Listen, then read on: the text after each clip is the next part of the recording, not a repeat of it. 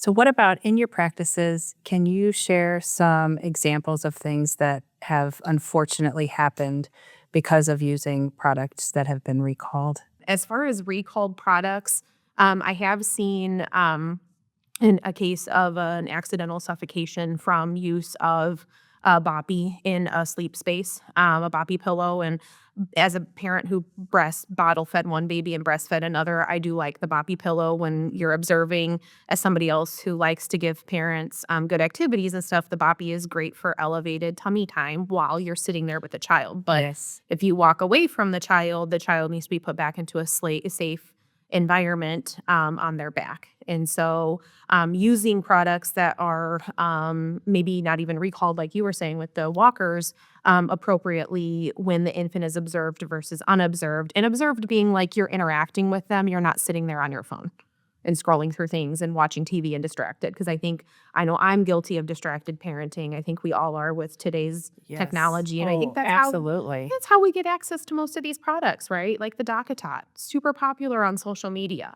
That, if you ask me, my least favorite thing, I will, if I see it on somebody's baby registry, I will say, take that off, please. Get it out of your baby registry. Here's why.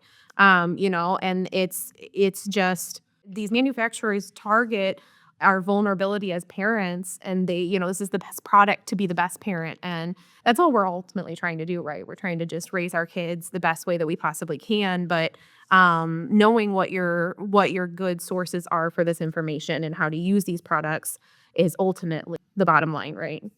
Absolutely. And marketing is the key with a lot of this, targeting parents who think, okay, if I just have this, it's going to get better. It's been easier. And so you bring up a good point about just being aware of the things that have been recalled. And thank you for sharing those things that you have observed in your practice. You bring up a good point too about adult supervision. How does supervision play a role in this with different products and making sure that things are safe at home? Depending on the age of the baby, their milestones, there's different aspects and different areas where adult supervision is critical. So if we go back to the safe sleep, for example, they should always sleep on their back and with nothing on the side, but we highly recommend tummy time. Tummy time is super important, but tummy time has to be supervised. Tummy time is necessary to help with the motor skills and preventing misshaping of the head, the neck, torticollis, which actually can create problems later on, but Yeah. this has to be always supervised. Other important keys where supervision is needed is like when you're changing your baby in the changing table. You want to have everything ready. You don't want to say, "Oh, I forgot the diaper," and I turn around, the baby's Oh, on the table, and then yes. suddenly the baby's on the Yes. ground. Yeah. 1 second is what it takes, and is what I tell parents. 1 second, Yep. and then you have an accident. So having everything ready is key. And of course, like later on when the baby is starting to explore, because this is part of their development and milestones, we want to be careful with any surrounding small objects. For me, like 6 months, they are already reaching out, trying to put everything on their mouth. So when they are able to reach out, I always say that area has to be free of clutter.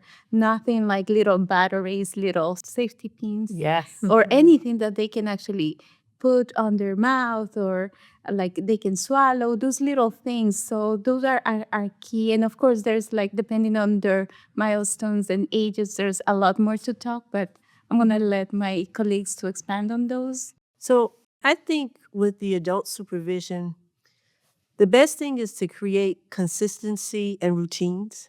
So even before the baby arrives, as far as being prepared for diaper changes and all that, you should kind of just think of how you set up the space of where the baby's going to be. What Yes. and do run throughs. Okay, if I'm going to change a diaper, can I reach the wipes? Can I reach the diaper? Can I reach everything that I need without having to leave the side of the changing table? Great Just advice. those type of practical things. Also, research your products that you have, what things you have that you're going to use.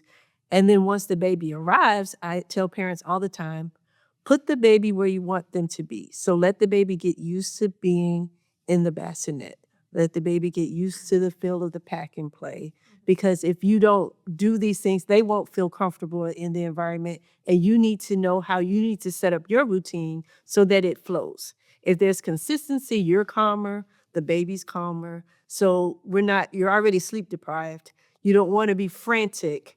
And then Yes, that leads absolutely. to more accidents and, things that could happen. And I usually tell the families, for example, initially when you go home, there's usually a lot of visitors.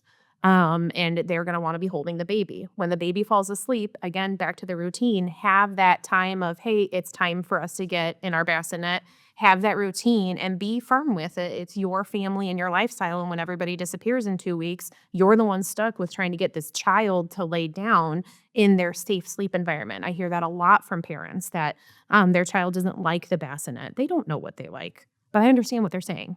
The child doesn't want to be put down because they're not used to it yet. It takes time, and it's to your advantage to start out right off the bat with those routines and those and being consistent with it, like you said. Definitely.